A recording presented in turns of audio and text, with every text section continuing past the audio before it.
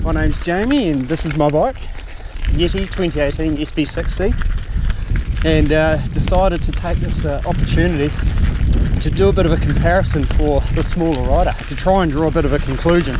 Do I need to look at replacing this bike, or can I make some changes that I'd like to make on this bike and see how it goes? Alright guys, I'm just going to hang back and play with myself. You guys carry on. Keep up the good work. Alright, just wanted to give everybody a bit of an update on the 29er versus 27.5 inch wheel bike comparison for the small people. Unfortunately, fortunately I did manage to ride the bikes. However, the bike gods had decided to open up and completely wash out the trails on the day. So unfortunately, looking at the footage here, conditions are not getting any better. It was less than ideal at the end of it, so it's a little bit anticlimactic in the sense that can't show you riding the bike. However, have been able to draw some very interesting conclusions from it. So I'll talk about the bikes I rode. So taking the SB150 out, what an awesome trail bike. Found it extremely playful. Was able to sit on it and just instantly get into it and feel comfortable coming down the trails. The first thing I did notice straight off the bat was grazing my ass almost over every jump. I've hit my ass about 3 times already on this back wheel, and even on some corners where I had to lean over the back, just constantly had the tyre rubbing my backside like a dog with worms. So I took that down a course called Lowest Rider, which is a flow blue trail.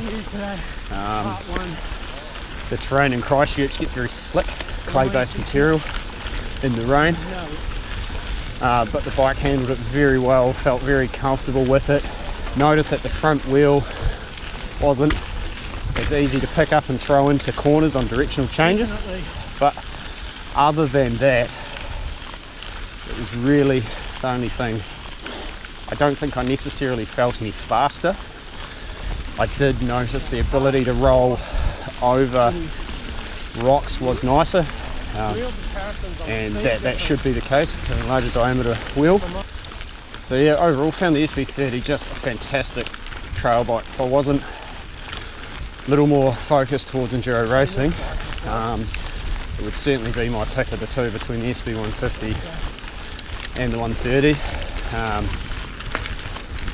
Just awesome. And if you're looking at the 130, think it's not quite enough travel, you can look at doing one of those lunch ride builds where they put a slightly longer fork and travel in the rear, a little bit slacker, and just make it an ultimate trail bike.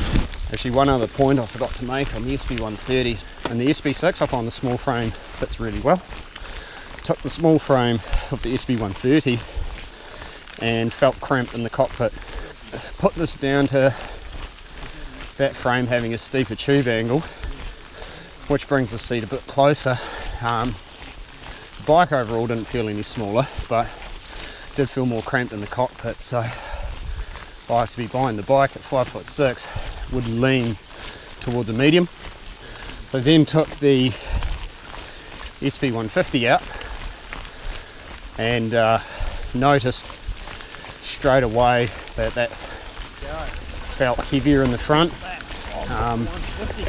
Has a longer fork, but off the bat the bike did feel a little heavier, and really struggled to gain quick confidence on it.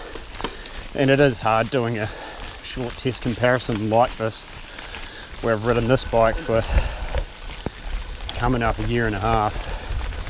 But yeah, the 150 definitely felt like you could point it downhill and just go for glory off the rocks. Its rolling ability was great, pedaling ability didn't feel any, neither here nor there compared to this bike, but did notice that it felt less agile, which for me as an more active rider and the way I ride, I didn't really like, to be honest. So I managed to try and attempt some of the more technical trails. The risk over reward just didn't quite add up, so I had to pull out and go back down lowest rider.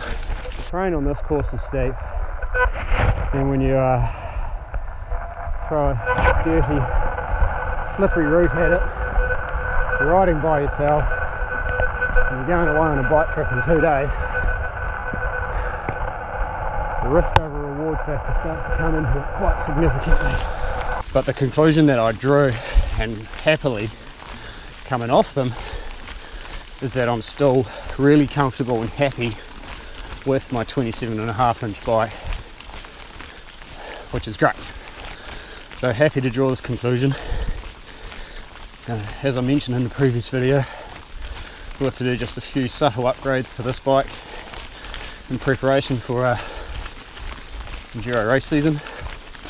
4-pot calipers, 1-up tool, and probably look at doing an air spring upgrade to the shock. Other than that, absolutely still stoked with the bike. Really happy I went through the process of riding these 2 other bikes to put my mind at ease. You're constantly bombarded with all this marketing propaganda from these bike companies that 5mm shorter chainstay, half a degree here, 2 degrees here will make a step change, a bigger wheel size to your riding.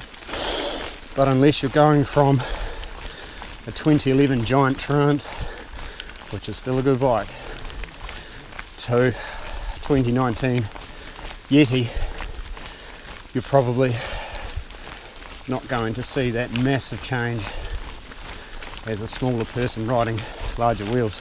But yes, if you're sitting there enjoying your morning latte thinking, do I need bigger tyres, I wouldn't get too hung up on it if you're a shorter specimen like myself. If you want to make your riding better, try and track down a local racer or coach in your region. Go out for a couple of hours bike coaching.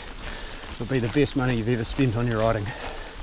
I've done it, and it opened up my eyes to new worlds.